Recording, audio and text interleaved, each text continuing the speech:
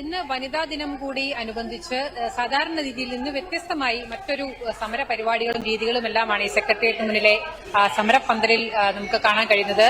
വിവിധ ജില്ലകളിൽ നിന്നുള്ള ആശമാര് ഇവിടെ എത്തിയിട്ടുണ്ട്. അവരുടെ എല്ലാം കൂടെ കൂടിച്ചേർന്ന് നമുക്ക് ഈ ദൃശ്യങ്ങളിൽ നിന്ന് കാണാം. സാധാരണ ഈ നോർത്ത് ഗേറ്റിന്റെ മുതൽ കുറച്ച് ഒരു അപ്പുറത്ത് അവിടെ വരെ മാത്രമാണ് ഈ ആശമാരുടെ ഒരു സമരപ്പന്തൽ ഉണ്ടാവുന്നത്. ഇന്നിപ്പോ നമുക്ക് ഈ ദൃശ്യത്തിൽ കാണാം, അങ്ങ് നീണ്ട് അങ്ങപ്പുറം വരെ, അതായത് സൗത്ത് ഗേറ്റിന്റെ അപ്പുറം എത്തുന്നത് വരേക്ക് ആളുകൾ ഇരിക്കുന്നുണ്ട്. ഇതിനകത്ത് ആശാ പ്രവർത്തകരുണ്ട്, ആശാ വർക്കർമാരുണ്ട്, അതോടൊപ്പം തന്നെ ഐക്യദാർഢ്യം പ്രഖ്യാപിച്ചെത്തിയവരുണ്ട്. അങ്ങനെ നിരവധി പേരിവിടെയുണ്ട്.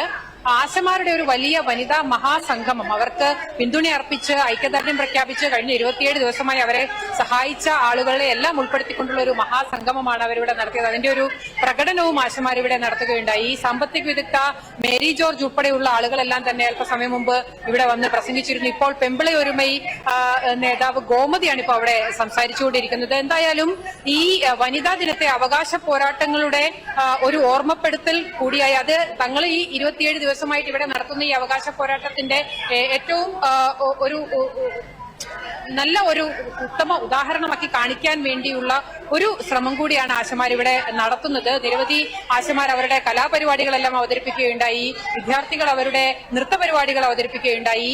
ഓണറേറിയം 21,000 രൂപയാക്കി വർദ്ധിപ്പിക്കുക, വിരമിക്കൽ ആനുകൂല്യമായി 5 ലക്ഷം രൂപ പ്രഖ്യാപിക്കുക, ഈ രണ്ട് ആവശ്യങ്ങൾ സർക്കാർ അംഗീകരിച്ചാലല്ലാതെ ഈ സമരത്തിൽ നിന്ന് ഒരു കാരണവശാലും പിന്മാറില്ല എന്ന് അടിയുറച്ച് പറയുകയാണ് ഇവിടുത്തെ ആശമാർ. നമ്മൾ ഇവരോട് സംസാരിച്ചപ്പോഴെല്ലാം തന്നെ ഇനി എത്ര നാൾ ഇവിടെ ഇരിക്കേണ്ടി വന്നാലും, എത്ര വെയിൽ കൊള്ളേണ്ടി വന്നാലും അതിൽ നിന്ന് പിന്മാറില്ല എന്നാണ് ഇവർ പറയുന്നത്. അതിനും കൂടിയുള്ള ഒരു അവസരമാക്കി വനിതാ ദിനത്തെ ആശമാർ ഉപയോഗപ്പെടുത്തുകയാണ്.